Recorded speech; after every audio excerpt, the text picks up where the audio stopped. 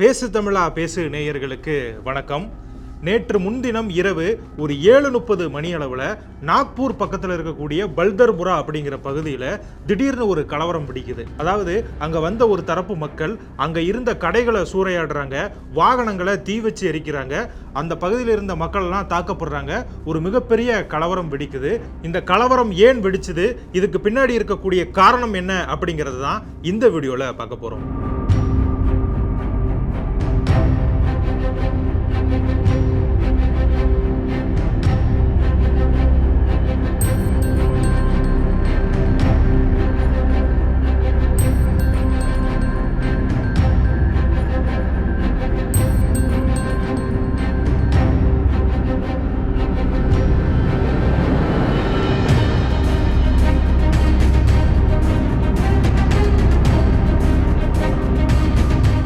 கடந்த பிப்ரவரி 14ஆம் தேதி சாவா அப்படிங்கிற ஒரு பாலிவுட் திரைப்படம் ரிலீஸ் ஆச்சு. இந்த படம் சம்பாஜி, அதாவது சத்ரபதி சிவாஜி அவர்களுடைய மகனுடைய வாழ்க்கை வரலாறு தழுவி எடுக்கப்பட்ட ஒரு திரைப்படம். இந்த படத்துல சம்பாஜி அப்படிங்கிற கேரக்டரை ஏற்று விக்கி கௌசல் நடிச்சிருந்தாரு. இவருக்கு ஆப்போசிட், அதாவது வில்லன் கதாபாத்திரத்தில் நடிச்சிருந்தது யாரு அப்படின்னு பாத்தீங்க அப்படின்னா அக்ஷய் கண்ணா. அவர் அவுரங்கசீப்பினுடைய கதாபாத்திரத்தை ஏற்று நடிச்சிருந்தாரு. இவங்க ரெண்டு பேருக்கும் நடுவில் இருந்த அந்த நாடு பிடிக்கக்கூடிய பிரச்சனை தான் இந்த படத்தினுடைய கதை. இந்த படம் எப்படி ஸ்டார்ட் ஆகும் அப்படின்னு பாத்தீங்க அப்படின்னா, மராத்தா எம்பரருடைய மன்னராக இருந்த சத்ரபதி சிவாஜி அவர்கள் உடல்நல கோளாறால உயிரிழந்துருவாரு. இவர் உயிரிழந்ததுக்கு அப்புறமா முகலாய பேரரசன் மன்னராக இருந்த அவுரங்கசீப்புக்கு ஒரு ரிலீஃப் கிடைக்கும். அதாவது முகலாய பேரரசு அகண்ட இந்துஸ்தான் முழுக்க பரவாம இருந்ததுக்கு காரணம் யாரு? சத்ரபதி சிவாஜி அவர்கள். அவரே இறந்து போயிட்டாரு. இனிமே நமக்கு தென்னிந்தியாவில், அதாவது அந்த காலகட்டத்தில் மகாராஷ்டிராக்கு கீழே இருந்த பகுதிகளிலும் மராத்தா வம்சம் தான் இருந்தது, மராத்தா தான் ஆட்சி பண்ணிக்கிட்டு இருந்தாங்க. ஸோ அந்த இடத்த நமக்கு பிடிக்கிறதுக்கு தடையா இருந்தது யாரு? சத்ரபதி சிவாஜி.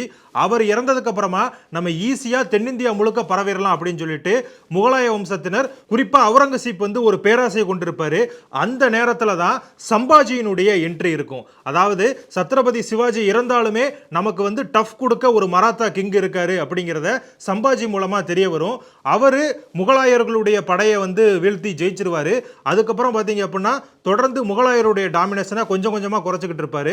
அப்பதான் அவுரங்கசீப்புக்கு சம்பாஜியும் நமக்கு ஒரு மிகப்பெரிய தலைவலியா வரப்போறாரு அப்படிங்கிறது அவருக்கு தெரிய வரும். அதுக்கப்புறமா அவுரங்கசீப் தன்னுடைய கிரீடத்தை கீழே இறக்கி வச்சுட்டு, எப்ப நான் சம்பாஜியை தோக்கடிக்கிறனோ அதுக்கப்புறமா தான் இந்த கிரீடத்தை மீண்டும் என்னுடைய தலையில வைப்பேன் அப்படின்னு சொல்லிட்டு சொல்லுவாரு.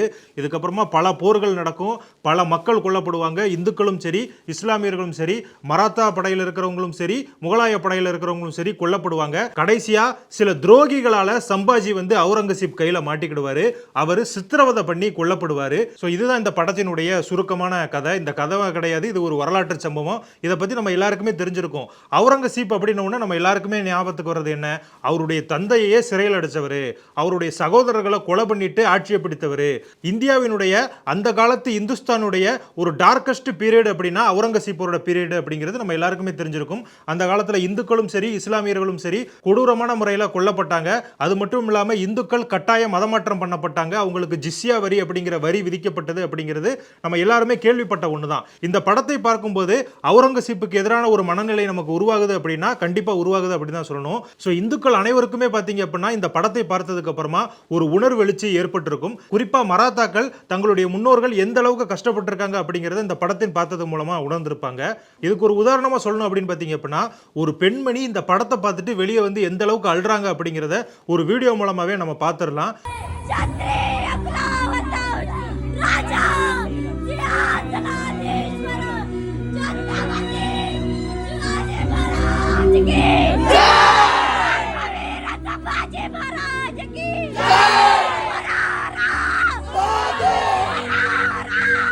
சரி, இந்த சம்பவத்தை ஒரு பக்கம் வச்சிருவோம். இப்ப நடக்கக்கூடிய கலவரத்துக்கு காரணம் என்ன? இந்த படம் கிட்டத்தட்ட ஒரு மாதத்திற்கு மேலாயிருச்சு. 750 கோடி வரைக்கும் சம்பாதிச்சிருக்கு. அந்த அளவுக்கு ஒரு ஹிட்டான திரைப்படம் தான். இந்த படம் ஒரு மாதத்துக்கு பிறகு ஒரு மிகப்பெரிய கலவரம் உண்டதா சொல்லப்படுது. அதற்கு காரணமா சொல்லப்படுறது யாரு அப்படின்னு பாத்தீங்கன்னா விஸ்வ இந்து பரிஷத் அப்படின்னு தான் சொல்றாங்க. ஆனா அது உண்மையா அப்படின்னு கேட்டீங்க அப்படின்னா அதுல ரெண்டு கருத்து இருக்கு. விஸ்வ இந்து பரிஷத் என்ன சொல்றாங்க அப்படின்னா, அவுரங்கசீப்பினுடைய சமாதி மகாராஷ்டிரா மாநிலத்தில் இருக்கு. இது இந்தியா மீண்டும் இஸ்லாமிய டாமினேஷன் கண்ட்ரியா மாறுறதுக்கான ஒரு அடையாளமா நாங்க பார்க்கிறோம். என்னதான் இந்திய தொல்லியல் துறை வந்து இதை பாதுகாத்து வச்சிருந்தாலுமே இதை இங்கிருந்து அகற்றியே ஆகணும் அப்படிங்கிற கோரிக்கையை அவங்க முன்வைக்கிறாங்க. ஸோ விஸ்வ இந்து பரிஷத் இந்தியா முழுக்க இருக்கக்கூடிய ஒரு அமைப்பு தான். ஆக்ரால கூட அக்பர், ஷாஜகான் உள்ளிட்டவர்களுடைய கல்லறை இருக்கு. இந்த விஸ்வ இந்து பரிஷத் அவங்களுடைய கல்லறையெல்லாம் அகற்ற சொல்லல. அவங்க ஏன் அவுரங்கசீப்பனோட கல்லறையை மட்டும் அகற்ற சொல்றாங்க அப்படின்னு பாத்தீங்க அப்படின்னா, அவுரங்கசீப்பனுடைய காலம் தான் இந்துக்களின் இருண்ட காலமா கருதப்படுது. இன்னைக்கும் பல அடிப்படைவாதிகள் என்ன சொல்றாங்க அப்படின்னா, எங்களுடைய பொற்காலம் அவுரங்கசீப்பனுடைய காலம் தான் அப்படின்னு சொல்லிக்கிட்டு இருக்காங்க. ஸோ அதை மட்டுமே காரணமாக வைத்து தான் விஸ்வ இந்து பரிஷத், பஜ்ரங் தள் உள்ளிட்ட அமைப்புகள் அவங்களுடைய இந்த கல்லறை அகற்றணும் அப்படிங்கிற கோரிக்கையை முன்வைக்கிறாங்க. ஸோ இந்த கோரிக்கையை முன்வச்சு தான் 2 தினங்களுக்கு முன்னாடி விஸ்வ இந்து பரிஷத், பஜ்ரங் தள் உள்ளிட்ட அமைப்புகள் ஒரு ஊர்வலம் நடத்துறாங்க. இந்த ஊர்வலம் எப்படி நடக்குது அப்படின்னு பார்த்தீங்க அப்படின்னா, எந்த ஒரு கலவரமும் கிடையாது, அமைதியான முறையில் அறவழியில தான் நடக்குது. ஆனால் இந்த போராட்டம் நடந்து ஒரு சில மணித்துளிகள் கழிச்சு இரவு 7:30 மணிக்கு இந்த போராட்டத்துக்கு எதிரொலியா அந்த பர்தர்புரா அப்படிங்கிற பகுதியில் இருக்கக்கூடிய கடைகள்லாம் எரிக்கப்படுது. நம்ம முன்னாடியே சொன்ன மாதிரி வாகனங்கள் எரிக்கப்படுது. அங்க நடந்து சென்ற மக்கள்லாம் தாக்கப்படுறாங்க. ஸோ ஊடகங்கள் என்ன சொல்லுது அப்படிங்கிறது உங்க எல்லாருக்குமே தெரியும். அவுரங்கசீப்பினுடைய கல்லறை அகற்றப்பட வேண்டும் என்று மூண்ட கலவரம் அப்படின்னு சொல்றாங்க. இந்த கலவரம் அவுரங்கசீப்பினுடைய கல்லறை அகற்றணும் சொல்லி உருவாக்கப்பட்டது கிடையாது. அவுரங்கசீப்பினுடைய கல்லறையை அகற்றப்படணும் அப்படின்னு சொல்லிட்டு ஒரு ஊர்வலம் நடத்தினாங்க இல்லையா, அந்த ஊர்வலத்துக்கு எதிராக நடந்த கலவரம். அதாவது மீடியாவே இந்த விஷயத்துல பொய்யான தகவலை தான் பரப்பிக்கிட்டு இருக்காங்க. இது வந்து இந்து அமைப்புகளால் நடத்தப்பட்ட கலவரம் கிடையாது. இந்து அமைப்புகளால் நடத்தப்பட்ட ஊர்வலத்திற்கு எதிராக கவுண்டர் பார்ட்டா நடக்கக்கூடிய ஒரு கலவரம் தான். அதனால இந்துக்கள் முதல்ல கலவரத்தை தூண்டினாங்க அப்படிங்கிறதே தப்பு. பாஜக மறைமுகமாக கலவரத்தை தூண்டுது அப்படிங்கிறதும் தவறான ஒரு விஷயம் தான். ஸோ இந்த கலவரம் நடந்து முடிஞ்சிருச்சு. நிறைய பேர் தாக்கப்பட்டிருக்காங்க. போலீசார் உள்ளிட்ட பல பேரும் இதனால காயமடைஞ்சிருக்காங்க. இந்த போராட்டத்துக்கு பிறகு மகாராஷ்டிரா மாநில அரசு என்ன பண்ணியிருக்காங்க அப்படின்னா, அந்த நாக்பூர் உள்ளிட்ட பகுதிகளில் 144 தடை உத்தரவு போட்டு யாருமே வெளியே வரக்கூடாது அப்படின்லாம் சொல்லியிருக்காங்க. காவல்துறையினர் குவிக்கப்பட்டிருக்காங்க. அதனால இனிமே அங்க எந்த பிரச்சனையும் வராது அப்படின்னு தான் எல்லாருமே நம்பிக்கிட்டு இருக்காங்க. ஆனா இந்த பிரச்சனையை நாங்க வந்து முடிய விட மாட்டோம் அப்படின்னு சொல்லிட்டு பலர் சோசியல் மீடியால இந்த பிரச்சனையை பெருசுபடுத்திக்கிட்டு இருக்காங்க. அதாவது இந்த பிரச்சனைக்கு காரணம் யாரு அப்படின்னு சொல்லிட்டு அவங்க சொல்றாங்க அப்படின்னா, சாவா திரைப்படமும் அந்த திரைப்படத்தில் நடித்த விக்கி கௌசல், அந்த படத்தை இயக்கிய லக்ஷ்மண் அப்படின்னு தான் சொல்லிக்கிட்டு இருக்காங்க. இந்த கலவரத்துக்கு மாஸ்டர் மைண்டே விக்கி கௌசல் தான் அப்படின்லாம் சொல்லிக்கிட்டு இருக்காங்க. இது எப்படி சரியா இருக்கும்? அதாவது ஒரு படத்துல ஒருத்தர் நடிக்கிறார் அப்படின்னா அவர் தான் இந்த கலவரத்துக்கு காரணம் அப்படின்னு சொன்னா, காந்தி தாத்தா திரைப்படத்தில் நடித்த ஒருத்தருடைய படத்தை போட்டு இவர் தான் இந்திய விடுதலைக்கு காரணமா அப்படின்னு சொல்லிட்டு நிறைய பேர் சொல்லிக்கிட்டு இருக்காங்க. காமெடியா நம்ம இதெல்லாம் பதிவு பண்ணாலுமே ஒரு திரைப்படத்தை வச்சு இப்படி ஒரு அரசியல் பண்றது வந்து சரியில்லை அப்படிங்கிறதா நம்மளுடைய கருத்து. இதற்கு இன்னொரு பக்கம் போய் பார்த்தீங்க அப்படின்னா, இந்த சோ கால்டு லிபரல் ஜேர்னலிஸ்ட் அப்படிலாம் இருப்பாங்கல்ல, அவங்க என்ன பண்ணிக்கிட்டு இருக்காங்க அப்படின்னு பார்த்தீங்கன்னா, அவுரங்கசீப் அந்த அளவுக்கு கெட்டவரெல்லாம் கிடையாது, நீங்க நினைக்கிற மாதிரி அவர் இல்லைங்க, அவர் வந்து மக்களுக்கு நல்லதும் பண்ணியிருக்காரு, அவர் வந்து ஒரு மன்னர் அப்படிங்கிறதுனால கெட்டவங்களை தான் தண்டிச்சாரே தவிர நல்லவங்களுக்கு அவர் வந்து எந்த விதமான கெட்டதும் பண்ணலை அப்படிங்கிற மாதிரி சொல்லிக்கிட்டு இருக்காங்க. அதே மாதிரி சம்பாஜியும் வந்து அந்த அளவுக்கு நல்லவரெல்லாம் கிடையாது, அவருக்குமே சில கெட்ட குணங்கள் இருக்கு, சத்ரபதி சிவாஜியே அவரை வந்து அடிச்சு வீட்டை விட்டு வெளியே பத்தினாரு அப்படின்லாம் சொல்லிக்கிட்டு இருக்காங்க. ஸோ இப்படி ஜேர்னலிஸ்ட் ஒரு பக்கம் சொல்ல, அவுரங்கசீப்புக்கு எதிரான கருத்துக்களை சில இஸ்லாமியர்களே சொல்றாங்க. அவுரங்கசீப்பினுடைய ஆட்சி காலம் அந்த அளவுக்கு சரியில்லை, நிறைய இந்துக்கள் கொல்லப்பட்டாங்க, தேவையில்லாத வரிகள் விதிக்கப்பட்டது, ஒரு காட்டு மிராண்டித்தனமான ஆட்சியை தான் அவுரங்கசீப் நடத்தினார் அப்படின்னு இஸ்லாமிய மக்களே ஒத்துக்கிட்டாலும் இந்த லிபரல் ஜேர்னலிஸ்ட்லாம் ஒத்துக்க மாட்டாங்க. அவங்க என்ன சொல்றாங்க அப்படின்னு பார்த்தீங்கன்னா, நம்ம ஏற்கனவே சொன்ன மாதிரி தான், அவுரங்கசீப் வந்து ரொம்ப ரொம்ப நம்ம நல்லவர், அவர் வந்து இந்தியாவை வந்து அவருடைய ஆட்சி காலத்தில் முன்னிறுத்தி போனார், எல்லா மக்களுக்கும் சமமாக தான் இருந்தார், பாகுபாடு ஏதும் பார்த்தல அப்படின்னு சொல்லிட்டு எப்படி திப்பு சுல்தானை ஒயிட் வாஷ் பண்ணாங்களோ, மற்ற இஸ்லாமிய மன்னர்களை ஒயிட் வாஷ் பண்ணாங்களோ, அதே மாதிரி அவுரங்கசீப்புக்கு ஆதரவான நிலைப்பாடை தான் அவங்க எடுத்துக்கிட்டு இருக்காங்க. இதன் மூலமாக தான் இந்த கலவரம் வந்து மிகப்பெரிய அளவில் மூண்டுகிட்டு இருக்கு. சும்மா இருக்கக்கூடிய மக்களையும் அப்பாவி மக்களையும் இது வந்து மிகப்பெரிய அளவில் பாதிக்கும் அப்படிங்கிறதா நம்மளுடைய கருத்து. நம்ம மகாராஷ்டிரா அரசியலே எடுத்துக்கிட்டோம் பார்த்தீங்க அப்படின்னா, 2 சிவசேனா இருக்கு இல்லையா, உத்தவ் தாக்கரேவுடைய தலைமையில் ஒரு சிவசேனா இருக்கு, ஏக்நாத் சிண்டே தலைமையில் ஒரு சிவசேனா இருக்கு. இந்த 2 சிவசேனாவுமே பார்த்தீங்க அப்படின்னா இந்த விஷயத்துல அவுரங்கசீப் கல்லறைக்கு எதிரான ஒரு நிலைப்பாட்டில் தான் இருக்காங்க. இந்த விஷயத்துல காங்கிரஸ் மட்டும்தான் அரசியல் பண்ணிக்கிட்டு இருக்கு, மற்ற எல்லா கட்சிகளும் ஒரு பக்கம் இருக்க, காங்கிரஸ் மட்டும் தனியா நின்றுக்கிட்டு அவுரங்கசீப் கல்லறைக்கு ஆதரவா செயல்படுற மாதிரி கலவரத்தை தூண்டிக்கிட்டு இருக்கு அப்படின்னும் அங்க இருக்கக்கூடிய அரசியல் விமர்சகர்கள் சொல்லிக்கிட்டு இருக்காங்க. இன்னும் சிலர் என்ன சொல்றாங்க அப்படின்னு அப்படின்னு பார்த்தீங்க அப்படின்னா, இப்போ வந்து பாலிவுட்டுக்கு வந்து இஸ்லாமோஃபோபியா வந்துருச்சு, இஸ்லாமியர்கள் அப்படின்னாலே கெட்டவங்க, இஸ்லாமியர்கள் வில்லன்கள் அப்படின்னு காட்டிக்கிட்டு இருக்காங்க தொடர்ந்து. இது இஸ்லாமிய மக்கள் மீது வெறுப்பை ஏற்படுத்தக்கூடிய ஒரு முயற்சி அப்படின்னு சொல்லிக்கிட்டு இருக்காங்க. சரி, நீங்க சொல்றதெல்லாம் நியாயம்தான், நாங்க கேட்டுக்கிறோம். ஆனா கடந்த 50 வருடங்களா இந்து போபியா இருந்துச்சு அப்படின்னு நீங்க ஒத்துக்கிறீங்களா? இப்பதான் இஸ்லாமிய போபியா வந்திருக்கு அப்படின்னா, கடந்த 50 வருடங்களா இந்துக்கள் தானே வில்லன்களா காட்டப்பட்டுக்கிட்டு இருந்தாங்க. அப்பெல்லாம் நீங்க எங்க போனீங்க? இன்னைக்கு பாலிவுட்ல டாப் நடிகர்களா இருக்கக்கூடிய ஷாருக் கானா இருக்கட்டும், சல்மான் கானா இருக்கட்டும், அமீர் கானா இருக்கட்டும், அவங்க வந்து ஒரு இஸ்லாமியர்கள் தானே. ஒரு இஸ்லாமியர்கள் தான் இன்னைக்கு டாப்ல இருக்காங்க அப்படின்னா, அன்னைக்கு இருக்கக்கூடிய மக்கள் வந்து ஜாதி மதம் பார்த்து தான் அவங்கள வந்து டாப்ல உட்கார வச்சிருக்காங்களா? ஸோ மைனாரிட்டி அப்பீஸ்மெண்ட் பாலிடிக்ஸ் அப்படிங்கிறத காங்கிரஸ் மீண்டுமே கையில் எடுத்து மிகப்பெரிய அளவுல பாதிப்பை ஏற்படுத்திக்கிட்டு இருக்கு. நம்மளுடைய ஒற்றுமையை சீர்குலைக்க முயற்சி பண்ணிக்கிட்டு இருக்கு.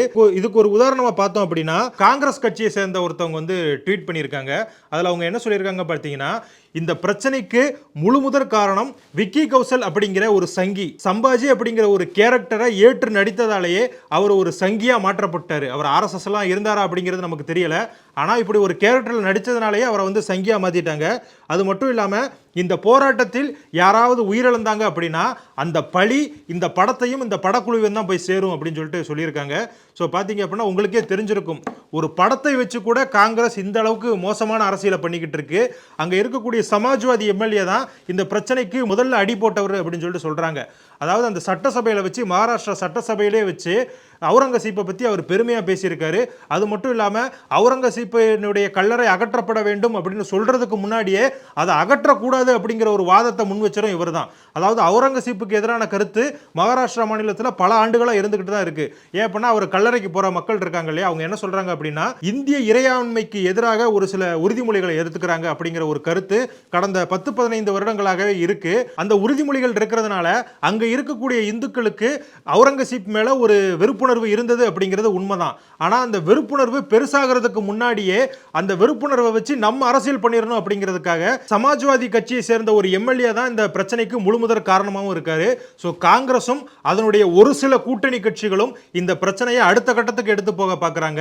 அமைதியாக இருக்கக்கூடிய இஸ்லாமியர்களையும் தூண்டி விட்டு அவர்களுடைய வாழ்க்கையும் சீரழிக்கிறது மட்டும் இல்லாமல் 2 மதங்களுக்கு இடையில கலவரத்தை தூண்டிவிட முயற்சி பண்றாங்க அப்படிங்கிறதா அங்க இருக்கக்கூடிய அரசியல் விமர்சகர்களுடைய கருத்தா இருக்கு. ஸோ இந்த விஷயத்தை பத்தி நீங்க என்ன நினைக்கிறீங்க?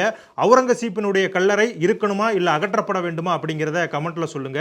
அது மட்டும் இல்லாம இது போன்ற வீடியோக்களை தொடர்ந்து பார்க்கணும் அப்படின்னா நம்ம சேனலை சப்ஸ்கிரைப் பண்ணுங்க, நம்ம வீடியோவை லைக் பண்ணி உங்களுக்கு தெரிஞ்சவங்களுக்கு ஷேர் பண்ணுங்க. நன்றி. பேசு தமிழா பேசுவினுடைய மக்கள் ஃபவுண்டேஷன் மூலமா நம்ம ஒரு மிகப்பெரிய ஒரு பசு சரணாலயம் அமைப்பதற்கான முயற்சியில் ஈடுபட்டிருக்கோம். இந்த பசுக்கள் சரணாலயத்திற்கு என்னுடைய கான்ட்ரிபியூஷனா நான் ஏதாவது கொடுக்கணுங்கிற எண்ண ஓட்டத்தின் அடிப்படையில் கிட்டத்தட்ட 10 ஆண்டுகளுக்கு மேல நான் கலெக்ட் பண்ண கலை பொருட்கள் அனைத்தையும் விற்று அதன் மூலமாக திரட்டப்படக்கூடிய தொகை என்னவோ அதை இந்த மக்கள் ஃபவுண்டேஷனுக்கு, இந்த பசு சரணாலயம் திட்டத்திற்கு என்னுடைய கான்ட்ரிபியூஷனாக கொடுக்க போறேன். இந்த பொருட்கள் அனைத்துமே நம்முடைய பேசு தமிழா பேச அலுவலகத்தில் விற்பனைக்கு இருக்குது. கீழே இருக்கக்கூடிய இந்த கான்டாக்ட் நம்பருக்கு நீங்க கால் பண்ணி இது பற்றின மேலதிக விவரங்களை நீங்க தெரிஞ்சுக்கலாம். அது மட்டும் இல்லாமல் மக்கள் ஃபவுண்டேஷனுடைய அக்கௌண்ட் நம்பரை இந்த வீடியோடைய டிஸ்கிரிப்ஷனில் கொடுத்துருக்கோம். நீங்க நேரடியாக அந்த அக்கௌண்ட் நம்பர் மூலமாகவும் உங்களுடைய கான்ட்ரிபியூஷன்ஸை கொடுக்கலாம். பேசு தமிழா பேசு ஒரு சேனல் கிடையாது, அது ஒரு இயக்கம்னு நான் உறுதியாக நம்புறேன். உங்களுடைய குரலை தான் நாங்கள் ஒவ்வொரு வீடியோலையும் பேசுகிறோம், உங்களுடைய மனசாட்சியை தான் நாங்கள் பிரதிபலிக்கிறோங்கிற ஒரு எண்ணம் எங்களுக்கு இருக்குது. அதே எண்ணம் உங்களுக்கு இருந்ததுன்னா தொடர்ந்து பேசு தமிழா பேசுவனுடைய முயற்சிகளுக்கு நீங்க கொடுக்கக்கூடிய ஆதரவை இந்த பசுக்கள் சரணாலயம் திட்டத்திற்கும் கொடுக்கணும்னு சொல்லி ரொம்ப தாழ்மையோடு கேட்டுக்கிறேன். உங்களுடைய அன்பாலையும் ஆதரவாலையும் தான் பேசு தமிழா பேசி இயங்கிட்டு இருக்கு. அதற்கு என்றென்றைக்கும் நன்றி. இப்படி திடீர்னு ஒருத்தவங்களுக்கு கிடைக்கிற புகழ் இருக்குல்ல சார், அது கிரக அமைப்புல ஒருத்தவங்க பிறக்கும் போதே எழுதப்பட்ட ஒண்ணுதானா, திடீர்னு அது நிகழக்கூடிய ஒரு மாற்றமா? என்ன நடக்குது ஜோதிடத்துல? கண்டிப்பாக இது மாதிரி பல பேர் இருக்காங்க. நீங்க தமிழ்நாட்டிலேயே இருக்கட்டும், பல பேர் இருக்காங்க.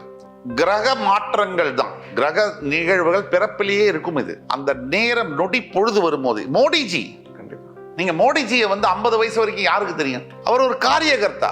இந்த மாதிரி ஆன்மீகம் மற்றும் ஜோதிடம் சார்ந்த இன்னும் பல வீடியோக்கள் பார்க்கணுமா? மறக்காம திருவருள் டிவிக்கு சப்ஸ்கிரைப் பண்ணுங்க. திருவருள் டிவியுடைய சேனல் லிங்க் இந்த வீடியோடைய டிஸ்கிரிப்ஷன்ல இருக்கு.